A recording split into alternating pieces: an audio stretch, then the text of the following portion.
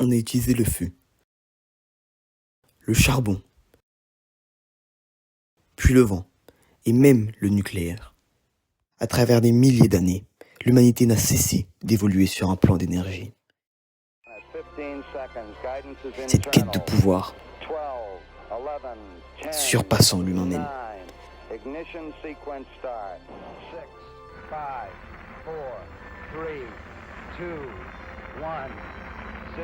Ayant usé de sa planète,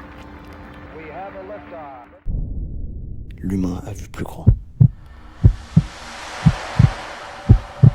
L'énergie du soleil, une source si grande.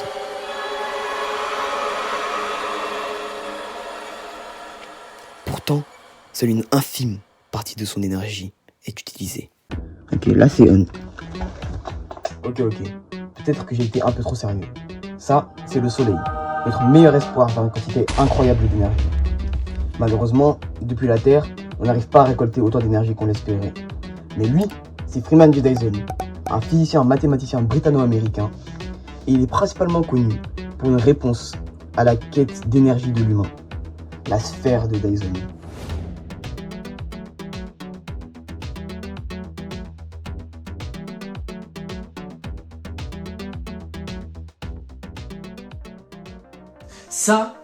Ça, c'est un concept qui déchire parce que oui, ok. Imagine que t'es dans l'espace. Mais genre vraiment dans l'espace, pas en train de mater Interstellar avec un plane, non. Imagine que t'es un voyageur spécial, ambitieux. Et bah tu cherches des ressources. Et notamment de capturer toute l'énergie du soleil. Parce que capturer toute l'énergie du soleil, ça veut dire avoir la possibilité de faire des voyages interstellaires. Et ça, t'en as besoin. Et pour ça, t'as besoin de faire un move de Giga Chan. C'est pour ça que t'as besoin d'un sphère de Dyson. Et en gros, une sphère de Dyson, c'est une structure immense qui entoure une étoile pour absorber un max de son énergie. Sauf que bon, construire une sphère complète, c'est un peu comme vouloir fabriquer une planète autour du soleil à la main, c'est pas juste galère, c'est du délire. Du coup, au lieu de faire une boule géante, on va faire un essaim de Dyson. Plein de satellites en orbite qui captent la lumière et nous filent une énergie infinie, simple, efficace, Elon Musk. Mais avant de lancer la construction, il faut résoudre un problème. Et il est essentiel. C'est où on va chercher tous ces matériaux pour créer des millions, voire des milliards de satellites. Parce que nous, il nous faut du silicium, de l'argent, du cuivre et même de l'aluminium. Et on estime qu'il nous faudrait 100 trillions de tonnes de matériaux pour construire tous ces satellites. Donc miner la Terre, c'est une mauvaise idée. Dépecer Mars ou la Lune, c'est encore pire. Non, ce qu'il nous faut, c'est une planète qu'on peut littéralement démonter. Et cette planète, c'est Mercure. Pourquoi Mercure? Parce que déjà, elle est super proche du soleil, donc parfaite pour expédier nos satellites directement là où ils doivent poser. Ensuite, elle est blindée de métaux, donc parfaite pour construire les structures, et surtout, y a personne qui va se plaindre si on la rase. Y a pas de martiens, pas de biodiversité à protéger, c'est littéralement un caillou cramé, autant le recycler. Bien sûr, ça implique qu'on dézingue une planète entière, mais franchement, Mercure n'avait pas qu'à être aussi mal placé. Bref, la sphère de Dyson, c'est pas juste de la science-fiction, c'est potentiellement notre futur. Faut juste faire attention pour que Jeff Bezos ne fasse pas payer un abonnement pour y avoir accès. Et il y en a marre des pubs. Crispy, juicy, perfection at the Golden Nugget. Maintenant qu'on a démantelé Mercure, c'est pas pour faire des os en peluche. Vous l'avez deviné, il faut au moins faire un peu d'effort sur la conception. Comme Nick l'a dit, une sphère de Dyson, ça serait pas vraiment possible. Soit elle se crache sur le soleil, soit c'est un débris et puis bye bye la sphère. Mais même avec une sphère de Dyson, il reste quand même des problèmes. Après tout, la vie est pas toujours rose. C'est pas grave, on passe à autre chose. Si une coquille ça marche pas à cause du risque de crash, idem pour les anneaux qu'on voit souvent dans les médias, et que des panneaux ça serait incroyablement cher, avec le risque de crash aussi, on sait plus trop quoi faire. Après tout, un panneau solaire c'est juste un gros miroir avec quelques... Attends.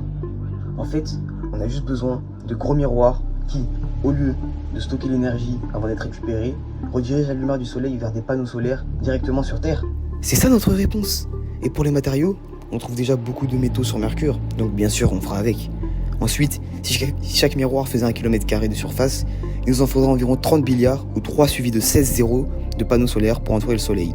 Tous faits en silicium, aluminium, argent et cuivre. Après tout, plus ils sont faciles à faire, plus ils sont faciles à remplacer. Bon, toute l'énergie nécessaire à la fabrication des panneaux solaires, à la colonisation de Mercure et à la récupération des matériaux, elle peut pas sortir de nulle part. C'est comme si, pour faire une sphère de Dyson, on aurait besoin de l'énergie d'une sphère de Dyson.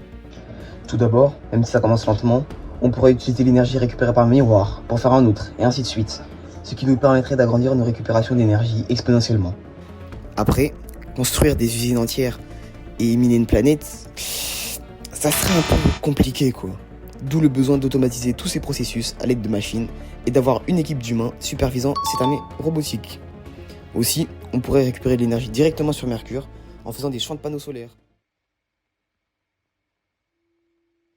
En conclusion, l'idée d'une sphère de Dyson reste un concept fascinant, mais extrêmement complexe à réaliser. Plutôt que de construire une structure complète autour du Soleil, un essaim de Dyson composé de nombreux miroirs semble plus réalisable, bien que cela pose d'énormes défis en termes de matériaux et d'énergie.